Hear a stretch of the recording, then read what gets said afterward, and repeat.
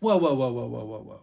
You're telling me that not one, not two, but 6 different competitors are all fighting for custody of their sons at the same arm wrestling tournament in Vegas? How do you not write that story? The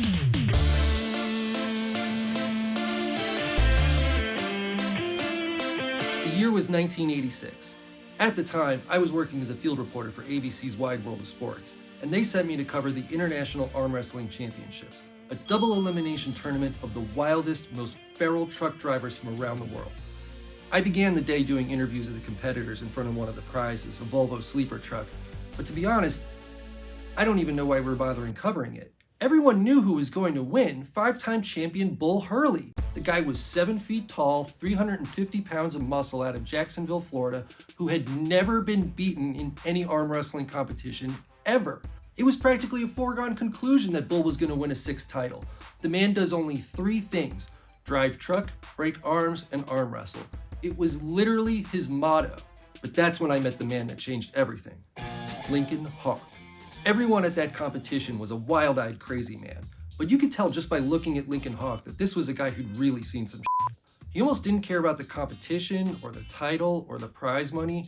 He just flatly said, "I need this truck," with a dead look in his eyes that said, "Holy shit, this guy really needs this truck." I could tell there was more to this story, so I asked a little further. Turns out Lincoln Hawk was an independent truck driver who just 4 days earlier was reunited with his son Michael, who didn't even know he existed, or at the very least thought his dad went to prison for smuggling drugs, which Lincoln never fully denied. Lincoln had left Michael and his mother 12 years earlier for reasons that were also never fully explained.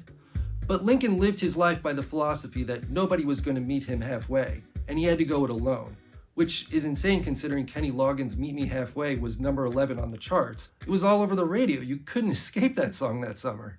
Since his mother had been getting sick, Michael had been raised by his grandfather, veteran actor Robert Loggia. Lincoln Hawk never got along with his father-in-law, who felt that Lincoln had abandoned his son, which, again, might have been the case.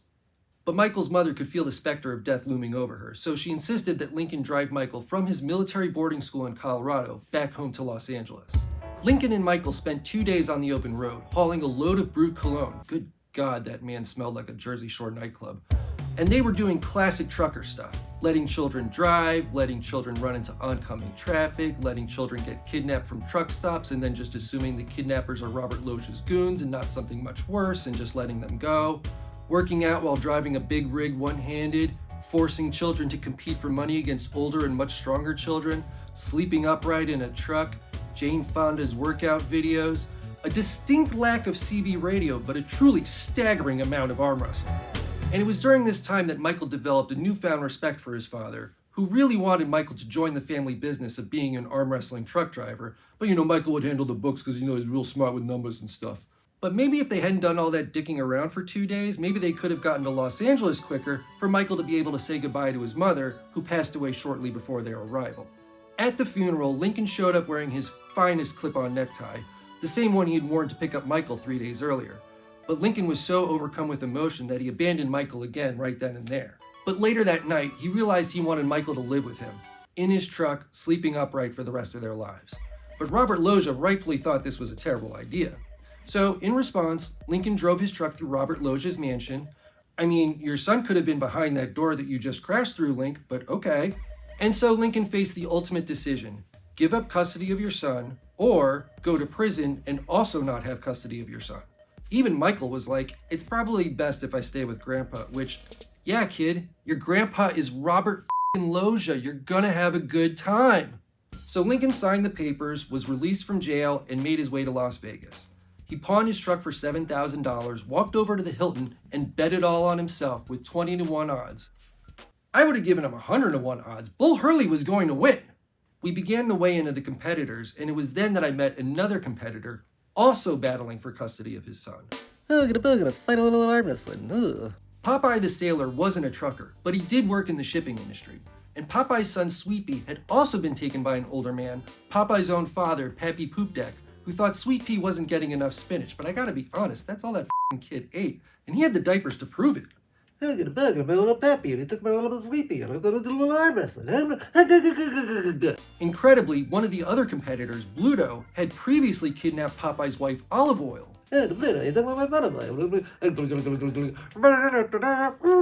Popeye was disqualified for the use of a controlled substance, a can of spinach. The rules clearly state you can have a friend slap your face, you can drink a quart of motor oil, but no spinach. I didn't think the day was going to get any more dramatic. Then I met Bruce Banner. Hulk smash, Hulk win. Fighting out of the Hulkland, Bruce, the Incredible Hulk Banner, was arm wrestling to get his baby son back, who had also been taken by an old man, specifically Old Man Logan. The baby's mother, who was Bruce's cousin She-Hulk, yikes, was also out of the picture, and the Hulk was trying to be a father. But let's be honest, you can't leave a baby with a guy with rage issues like that. No. Unfortunately for Bruce, there's no clocks or windows in Vegas, so the sun is constantly getting real low, big guy, and so he regressed into his weaker version and was easily double eliminated. I thought the story couldn't get any crazier, but then I met another competitor whose son had also been taken from him by an older man. Your arms are weak against the dark side. Darth Vader was competing out of the Sith division and actually had 2 children taken from him by Obi-Wan Kenobi, but at the time he really only cared about his son Luke. Luke was showing a lot of promise as a Jedi, and Darth took a cue from Lincoln Hawk and thought if he could convince Luke to join the family business, then together they could rule the galaxy as father and son. Unfortunately, Darth Vader was disqualified for not keeping his elbow on the table. In fact, he wasn't anywhere near the table. He was using the Force from about 5 feet away.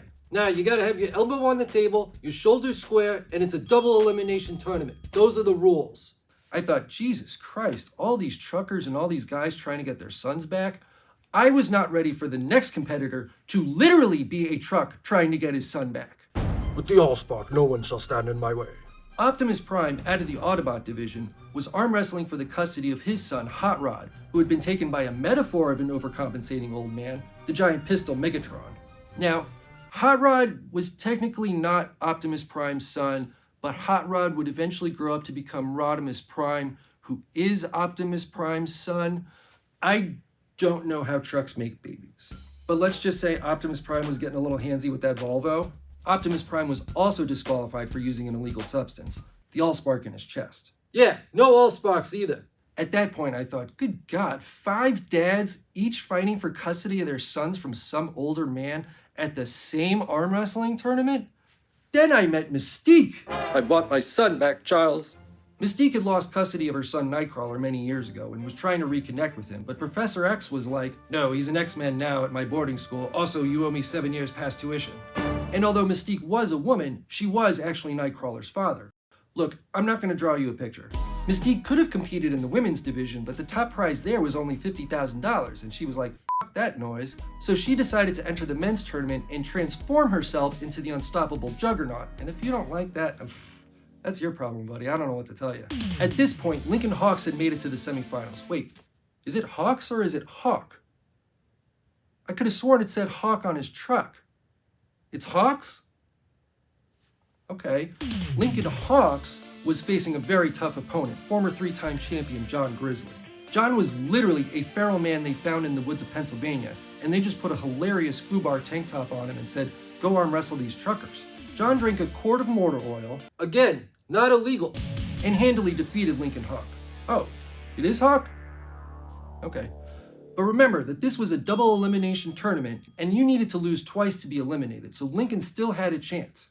At this point, Robert Loggia offered Lincoln a new truck and literally 5 times the amount of the tournament prize money to continue doing exactly what he was doing, which was not having custody of Michael, who had driven himself to LAX and somehow caught a TWA flight to Vegas. This was before 9/11. Kids could just jet set around the country real easy. But nobody knew where in Vegas Michael was. Lincoln turned down Robert Loggia's offer, which, what an idiot. But he did find Michael, who had found all the letters that Lincoln had sent to him over the years, which were apparently kept from Michael, not by Robert Loggia, but by his recently passed mother. I fully expected Michael to find those letters in Robert Loggia's office, but nope, hidden in an old purse in Mom's closet. So Mom was the bad guy all along? Jesus. Lincoln fought his way to the final match against Bull Hurley, and at that point, Lincoln busted out his secret weapon. And I'm not talking about the hat that gets turned backwards and it's like flipping a switch and you become a machine like a truck. I'm not talking about the weird thumb trick which defies human physiology. I'm not even talking about the love of his son Michael. I'm talking about cut-off scoop neck t-shirts. Bull Hurley had a thing for big New York titties, being from Jacksonville, Florida and all, and Lincoln Hawk knew this going in. So Lincoln gave up his old philosophy of nobody's gonna meet you halfway and went with, if you got it, flaunt it. And he just threw his big old New York titties right in Bull Hurley's face. The match began and it really did look like Bull Hurley was going to win when suddenly their hands came loose. The referee ruled it wasn't a foul, but it was time to bring the strap on in. I mean, bring in the strap on. I mean, strap in the strap on. I mean, come on, Corbin, not again. Lincoln and Bull's hands were lashed together. The match began, and it truly was a battle of David versus Goliath. Lincoln Hawk finally pinned Bull's wrist, at which point he was declared the winner? Wait, what? I was told that this was a double elimination tournament no less than 5 times. This is Bull Hurley's first loss. Don't they need to go again? Why are we celebrating Lincoln Hawk? Why is Bull Hurley not raising hell about this? What the hell is going on here? And the truth was so shocking, I don't think anybody was prepared for it. How did Lincoln Hawk, an independent trucker who had never competed at the international level, make his way to the top of an arm wrestling tournament and beat the undefeated Bull Hurley? Who could clear the playing field of other competitors, allowing Lincoln to advance to the finals? Who could see to it that a foul wasn't called on what was obviously an attempt to avoid a loss? Who could change the rules of the tournament right at the very end to not be a double elimination? What, you want me to say that veteran actor Robert Loggia paid me $50,000 to let Lincoln Hawk win? You can't prove that. Except we absolutely proved it. That referee got hair plugs a week later. Turns out, Robert Loggia paid off all the referees and Bull Hurley to let Lincoln win the tournament in the hopes that he would just move on with his life. He gave Bull the truck that he was going to give Lincoln, plus $250,000, which is more than Lincoln walked away with from the tournament, including his 20-1 bet on himself. But then Michael chose to leave with his dad anyways, which, come on, kid, you're giving up the mansion in Bel Air with Robert Loggia to go run a trucking business? Remember, your grandfather is Robert Loggia. In the end, a father's love is what matters most. You never stop fighting, no matter the odds, no matter if an Oscar-nominated actor has rigged the game against you. You never, ever, ever stop arm wrestling for your son. Toot, toot. What happened to the other competitors? Well, Popeye did get Sweet Pea back, and he continued his adventures at sea until the Suez Canal incident. Darth Vader eventually made up with his son Luke, but only after ruining Luke's chances at an arm wrestling career. Bruce Banner never left Vegas. He's now one of the Elphabas at the MGM Grand. Personally, I don't think he has the range for it. Optimus Prime did hook up with that Volvo before Lincoln drove off with it. Gross. And although Lincoln and Michael did run Hawk & Son Trucking for about 6 weeks, their business failed and they were bought out by Hurley Trucking. Bull Hurley already had 5 trucks from his previous wins and now a 6th from Robert Loggia. He already had a very established shipping conglomerate out of Jacksonville. Both Lincoln and Michael now work for Bull Hurley. And Mystique? No, I didn't see what happened to her.